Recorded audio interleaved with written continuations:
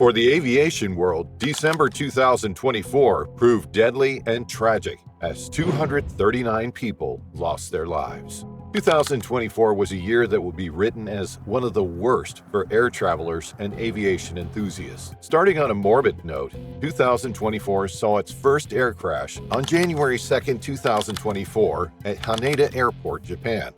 Flight 516 collided on the runway with a Japanese Coast Guard plane. Everyone on the Coast Guard plane except the captain died, while there were no reported casualties on Flight 516. Sadly, that was just the beginning of a disastrous trail of mishaps and accidents. As the year neared its end, a total of 30 air crashes and accidents were reported around the globe. But December 2024 turned out to be particularly harrowing as nothing felt joyous or merry. 7 crashes occurred in a single month, leaving a grim mark on the year's closing chapter.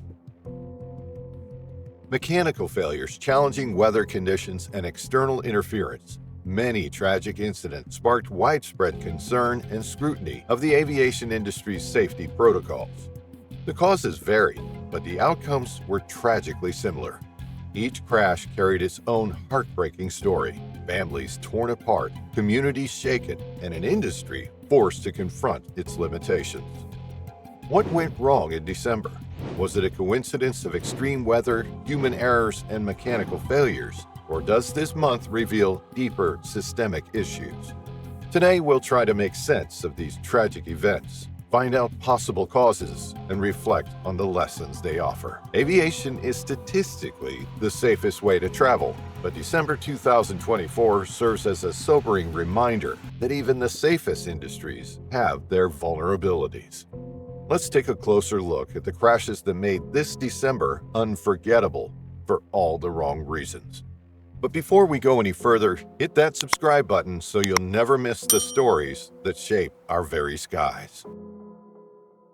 Let's start with the most horrific crash of 2024, the Jeju Air Flight 2216 crash. On December 29, 2024, the South Korean flight overshot the runway and the plane exploded upon impact with a berm. Everyone on board died except for 2 survivors. Experts are looking into the probable causes of the crash. This also marked the deadliest aviation disaster in South Korea since the 1997 Korean air crash. Investigations are underway, with early reports citing inadequate approach procedures and flawed runway designs. Even the most celebrated global holiday was marred with an aviation tragedy. On Christmas Day, an Azerbaijan Airlines Embraer 190 crashed near Aktau, Kazakhstan. The flight, which had originated from Baku and was en route to Grozny, had declared an emergency due to technical difficulties and poor weather. After several unsuccessful landing attempts, the aircraft went down near Aktau. Many experts are suspecting Russian military involvement, as the aircraft had wandered off in the Russian airspace due to dense fog. But that definitely wasn't all for December. Just 3 days before the Christmas terror, on December 23rd, a small aircraft crashed near Fife Airport in Scotland, killing the 50-year-old pilot. Witnesses reported unusual maneuvers from the aircraft before it plummeted into a field shortly after takeoff. A day before, on December 22nd, a private plane crashed in Gramado, killing the well-known businessman Luis Claudio Galeazzi. He was accompanied by 10 people of the Galeazzi family, all of whom died in the crash. The small aircraft also collided with a chimney, a house, and a shop during its descent. On the same day, a Britten-Norman BN-2B-26 Islander, operated by North Coast Aviation, crashed in Papua New Guinea. All 5 people aboard were killed when the plane crashed shortly before its scheduled arrival.